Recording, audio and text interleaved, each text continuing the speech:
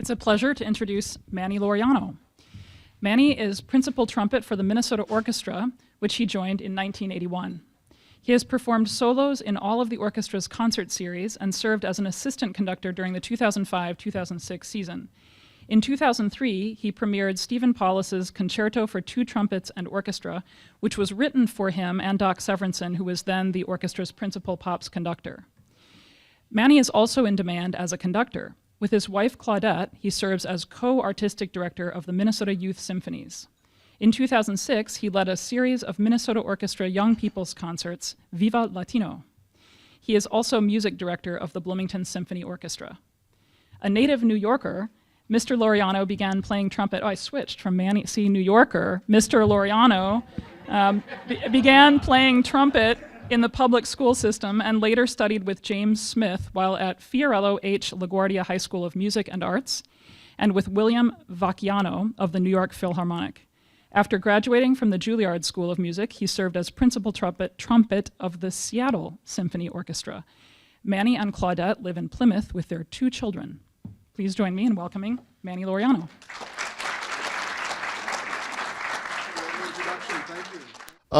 Thank you for being here. Thank you for being who you are and what you do. When I hear about the work and the charitable things that the Rotary clubs do all over, my hat's off to you. If I had one, I would take it off. Really, really fabulous. So thank you for having me be here. And it's nice to have several friends along with me, the Schneiders, who have become my parents, I think, ever since I've been on this, so watches over me. And also to reignite a friendship with a dear friend and colleague, Carolyn Pratt, your resident songbird. So it's really great to be here. Now I have a lot to say and very little time to say it. So essentially, what my mission in talking to groups generally is not just to tell them only about myself, but to let you know how I got here, because it is incredibly important that you understand the role of music in a young person's life. Now, I know you've heard this tons of times. Oh, it's good for the brains, and it does this and that, and it connects that neuron to that muscle and all this. It's not really what I'm talking about. I'm talking about what it does to a person's heart, and I really want you to know how I got here. First of all, my parents were from Puerto Rico, and they moved to the mainland in 1948. I came along in 1955, oops, and went to school in the New York City public school system. Now, when I was in grade school, it turns out I had a nice voice. So they had me cast, and again, this is the public schools I'm telling you about. When I was in 4th grade, I played the part of Frederick in Pirates of Penzance. And then the next year after that, I got to play the part of Don José in a juvenile version of Carmen, the opera. Yeah, exactly. That's what I'm talking about. So when I got to junior high school, it got to the point where I wasn't able to do any singing like that, but they decided that they would put an instrument in my hand. Why? Because Wagner Junior High School, where I went to junior high school, in the, right near, if you know New York, right near Germantown, was the only school, the only junior high school where music was a major subject. Now, what does that mean? That means that I went to music class 7 periods a week. 2 double periods and 3 single periods. Even in New York, that was an anomaly. It wasn't like that every place. And it's the place where I picked up the trumpet. Now here's the more amusing part of the story. And for that, I need to go over and grab a little bit of equipment.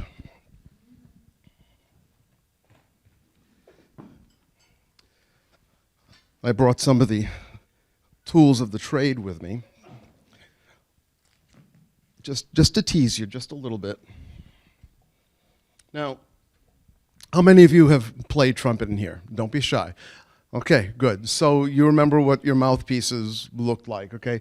This did not look like any of your mouthpieces. This is what it kind of looks like at the professional level with the instruments that I play, which are handmade for me. But fine, remember what your mouthpieces look like and just kind of think of that. When I first began to play trumpet, they didn't give us an instrument. They gave us just the mouthpiece. I had to pay for the mouthpiece. It was $2.50 back then, in contrast to this one, which is about $225. And so this was the time, and I'm going to age some of you, so don't be offended. I mean, this was the time where, remember Herb Alpert was really big. Alpert, remember Alpert? Okay, so the trumpet was around. So they gave us a mouthpiece and they said, you're not going to have the trumpet for a week. It was a bunch of administrative stuff. So I had this thing, and I knew that you're supposed to blow into it somehow. And I remembered that a bunch of students from Lincoln Center had come to our school, our grade school, and demonstrated. I remember this one fellow demonstrating the mouthpiece. So I took the mouthpiece and did that, and I went, wow.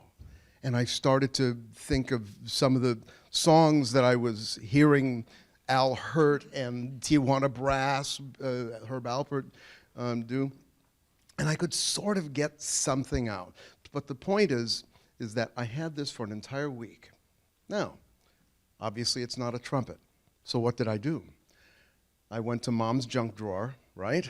So the source of all good things where imagination begins. And I got a straw. And so I put the straw on the end of the mouthpiece. And it kind of made like a little trumpet. But that wasn't enough. So I went back to the junk drawer and I found a funnel. So for the entire week, I had this little mouthpiece with a straw and a funnel on the end, and I started to play whatever I could think of that was going on at the time. Well, little did I know that I was developed, those neurons we were talking about that were firing, I was starting to create the little system of music to motor function to action. So after a week of playing this little trumpet, I had actually developed an embouchure and some strength, so that when I finally got my instrument, excuse me, and I played my first note, which I remember was a first valve F.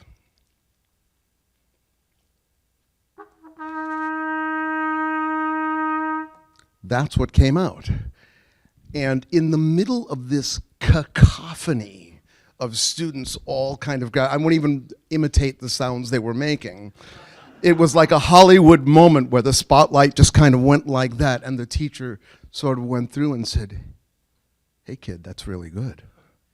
And I said, okay. Now, the reason that it's important that it was really good is because you have to realize about 12 years old, and you know what starts to happen to your bodies right around 12 years old. I was starting to develop a case of terminal acne, and I already had glasses, so I got that 4 eyes whole thing going for me. I had 2 left feet. I couldn't dance.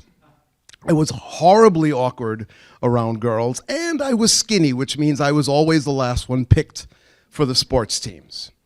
So I was needing a voice. Now you have to understand that a lot of this stuff that we see in young people today, a decade ago it was remember the ripped jeans? Okay, so now it's with the tattoos, and it's with the pierced foreheads, and all this incredibly non-substantive, not very profound way to make a statement, you know? And this is what kids will go to. When they don't have a voice, they'll go to everybody else's voice, and they'll do the things that the other kids are doing. They won't search terribly deep, but they'll go to that because it's easy. And so what I was able to find was that voice that I had when I was in 4th and 5th grade was now a new voice. And so I was able to communicate with people that knew about different things. You see, I could talk about baseball, but I couldn't talk a lot about sports. You know, the people don't respect you when you're kind of skinny and all that stuff. If you start talking about sports, then you have some other big beefy guy who's like talking about sports. That's the guy they listen to. They don't really care much about what you have to say. So, you know, it always came back to this thing that I could do. It was like the one thing that I was able to do that garnered me any kind of respect, to the point where I was able to audition for the High School of Music and Art. Now, how many of you have seen the movie Fame? That's the school I went to, okay? And, you know, Hollywood just about got it right. It really was a lot like that. The impromptu jam sessions and things like that stuff actually happened. So it was a fantastic place to be able to go, but more importantly, I was able to be around with other kids that were four-eyed, terminal acne, left feet, awkward around girls and all that stuff. It was nice to be able to talk about something that I knew about. So this is an important place for me to spend the next 3 years of my life.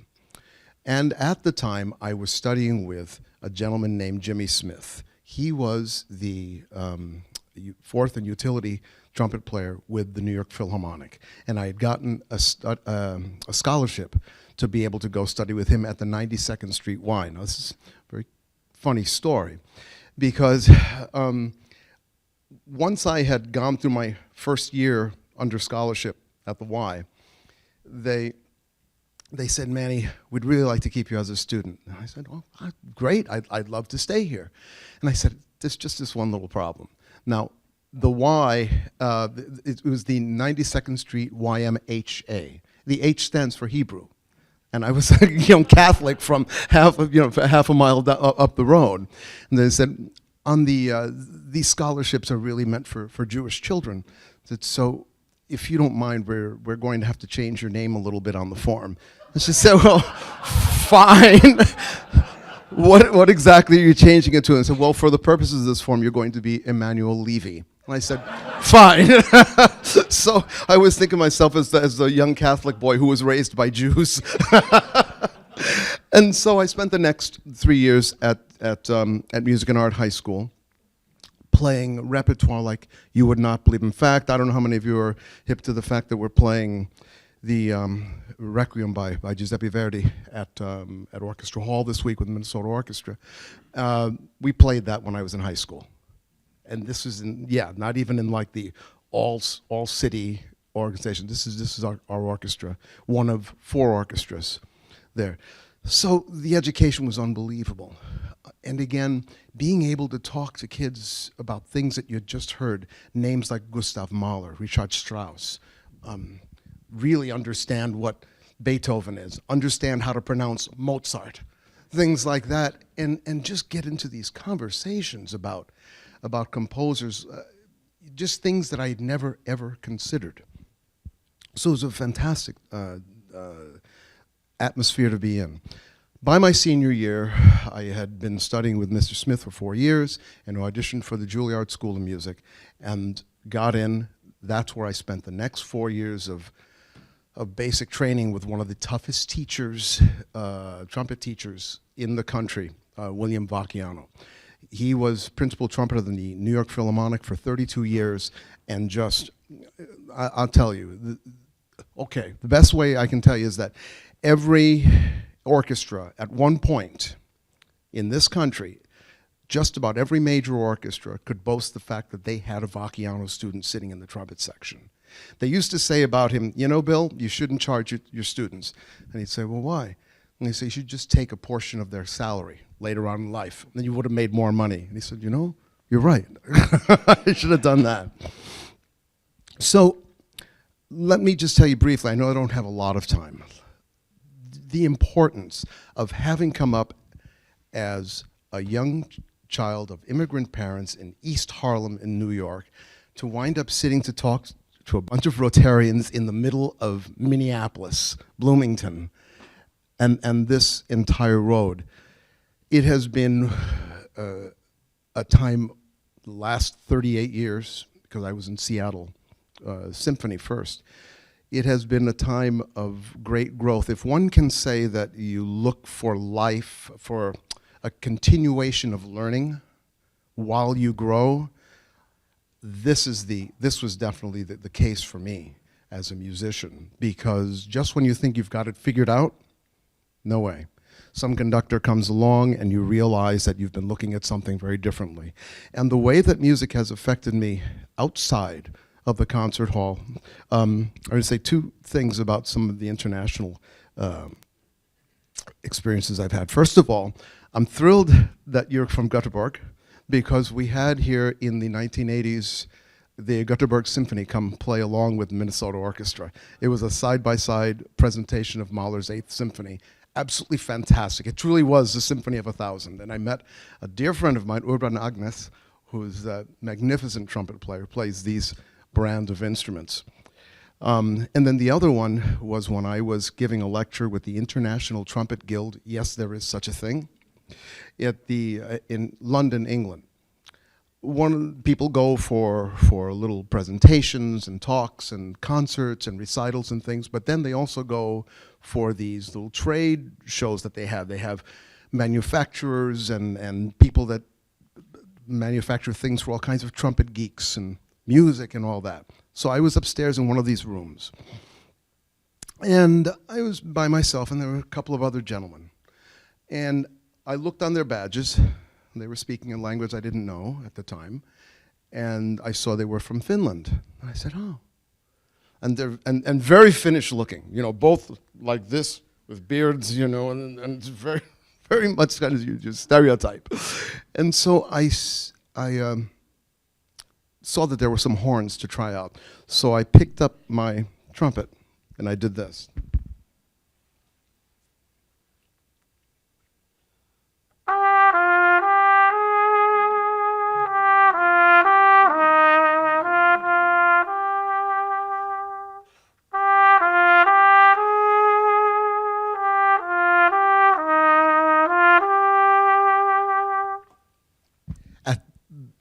Within the first three notes, the guy with the biggest beard looked at me, and he went over and he grabbed another instrument. And at that point, he picked up his horn and finished the song from Finlandia by Jan Sibelius. He finished it along with me in harmony. And then at the end, put down the horn and gave me the most bone-crushing hug you could imagine. Couldn't speak a word of English, but who cared? And that's my grand point about music. When you provide the opportunity for a child to learn music, you are teaching that child another foreign language. You are teaching that child to express themselves at a time when they might need it the most. I certainly did. I mean, I came from a pretty stable family, so I don't think I would have gotten into trouble. In fact, I'm sorry that the chief isn't here anymore, because when I was in high school, even studying music, I wanted to be a New York City cop. True story. That's what I wanted to be before I really got into music. But anyway, I find it to be such a way to expand the mind of a child in such positive ways. It's like you get a kid studying classical music. It's not a whole lot you have to worry about. It's all really, really good, positive things. And as the co-music director of the Minnesota Youth Symphonies, the kids that I see in front of me, they're just so hungry to learn. They want to know everything. They ask me questions about what it's like to be in the orchestra and what my career's been like. Oh, one last thing that I left out. Between the time that I graduated Juilliard and got my first job in the Seattle Symphony playing first trumpet, this was 38 years ago, I had a summer job playing with this little rock band, and I don't know how many of you might know them. They're called Emerson, Lake and Palmer. And I went on tour with them for an entire summer before the tour folded, because they just didn't know how to manage their money. And yeah, well, what can I tell you? Those are the stereotypes. So, but we wound up. I wound up having just enough time to prepare my audition for the Seattle Symphony, and 4 years later, I auditioned for the Boston Symphony.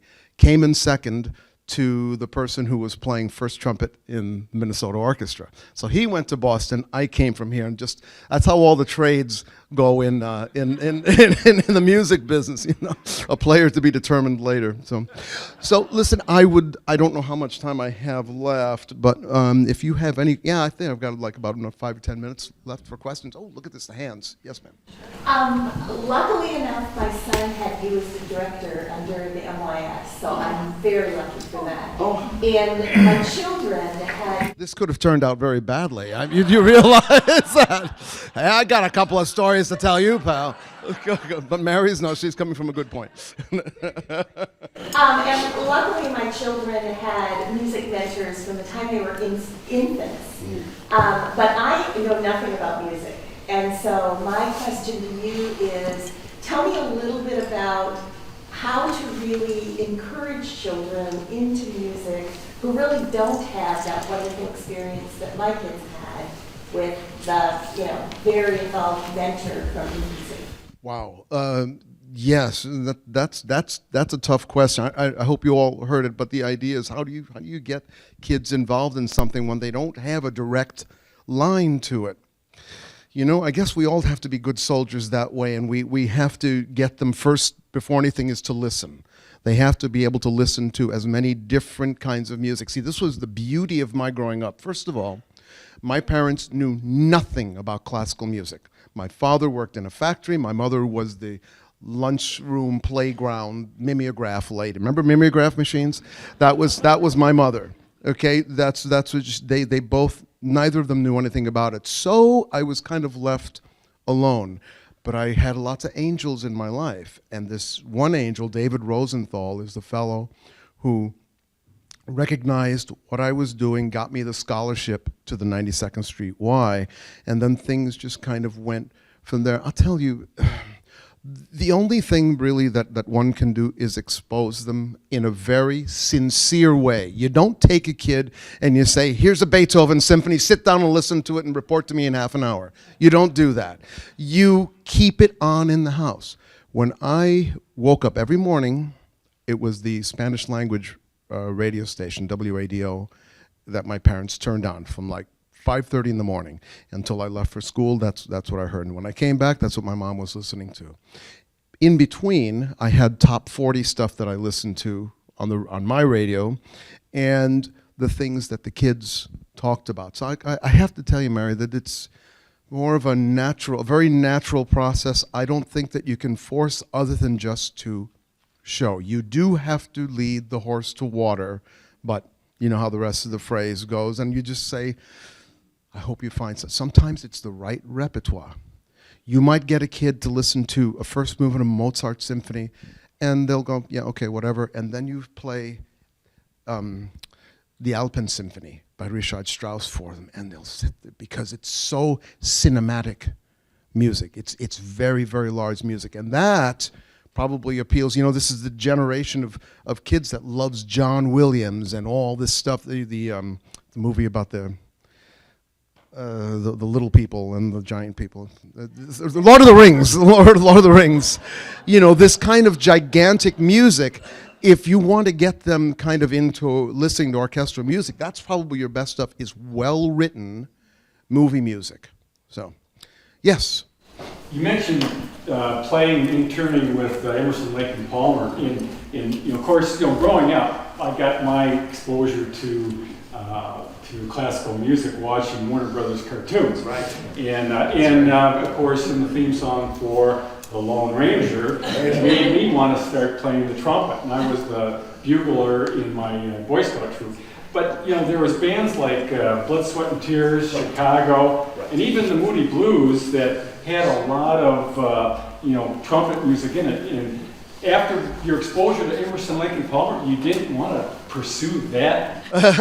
Well, what I didn't tell you, or maybe what I didn't imply enough, was that it was a 54-piece symphony orchestra that went along with. I auditioned for them. I heard, hey, Emerson, Lake and Palmer is going to put together this orchestra. Auditions are in 2 weeks. You want to go? Yeah, let's go. And so I went, and then I went after that. I mean, the first rock concert I ever went to, I played in. because I had never been to one before that. But see now here, Mary, this is what I'm saying. Look at the groups that he mentioned: Blood, Sweat, and Tears, Chicago. What do those groups have in common? Horn sections. And that's where I was really drawn. Does anybody remember a group called Chase? Get It On? Remember that? It was a rock group with a 4-man trumpet section. Everything was the same. No saxes, not just rhythm section, guitar, singer, and 4 trumpets. And this guy, Bill Chase, was, I had never heard anything like what this guy could do. And this was at the same time. Oh, who introduced me to it? One of my mates from school, one of my classical music guys, calls me up on the phone. Listen to this. It was like a scene from a movie, and I couldn't believe what I was hearing. Rushed out and got the album, like the next day, and that fed my interest in classical music. Go figure. Listening to somebody playing on top of their game made me want to play my classical stuff even more, even bigger. Yes? Just a comment, because I think singing has to come in here somewhere for those of us who didn't have the brain-hand coordination. I was amazed last summer when the movie Frozen was top. Our grandkids, visitors from Japan, all of a sudden they were singing along and you didn't even know they could carry a tune. Yeah. That's why I say, you got to expose them to it. But who knew? Who would have imagined? Carolyn, did you have a question? I was wondering if you could speak just a moment. We are blessed in the Twin Cities to have not one but 2 fantastic youth orchestras. One of them, thanks to you, and the other, Gitsy's, and one in Gitsy's. And a lot of people look around and they have concerns about the younger generation and, their interest or their dedication. And also people will say, well, classical music is dead, it's old, and the kids don't care about it. Could you speak just a little bit to the level of talent and the level of enthusiasm here in the Twin Cities for classical music by the students that you conduct? Gladly.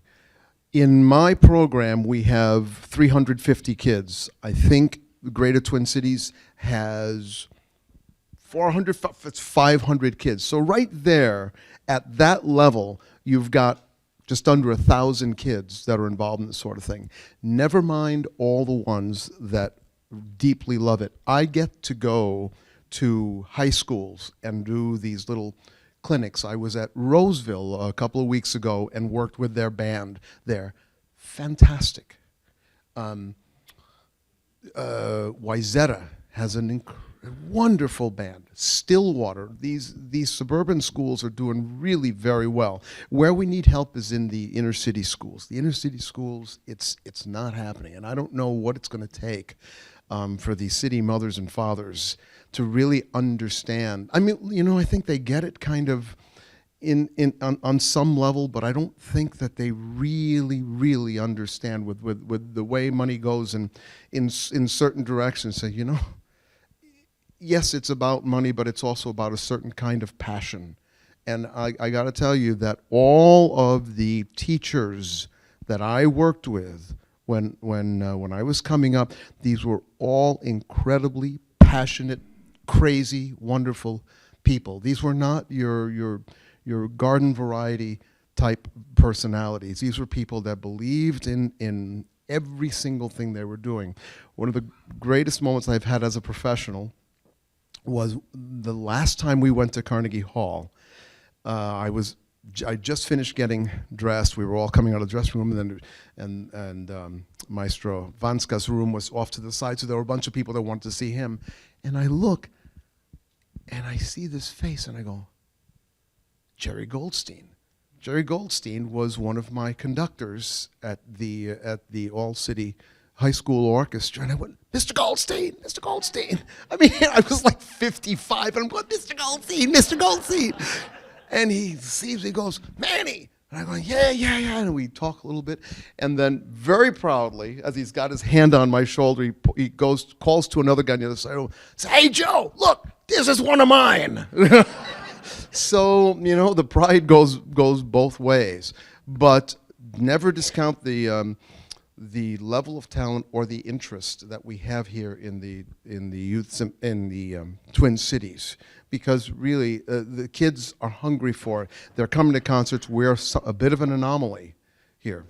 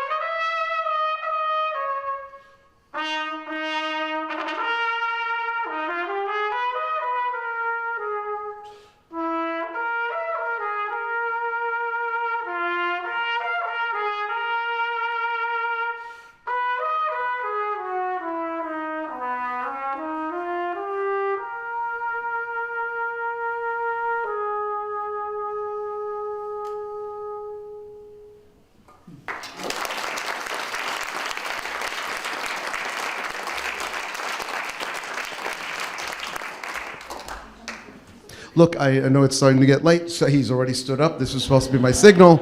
I wish I had more time with you. Maybe I'll come back another time and share some other stories with you. But thank you so much for being here, also for the work that you all do together. I love the way you all get together. It's wonderful. So, thank you.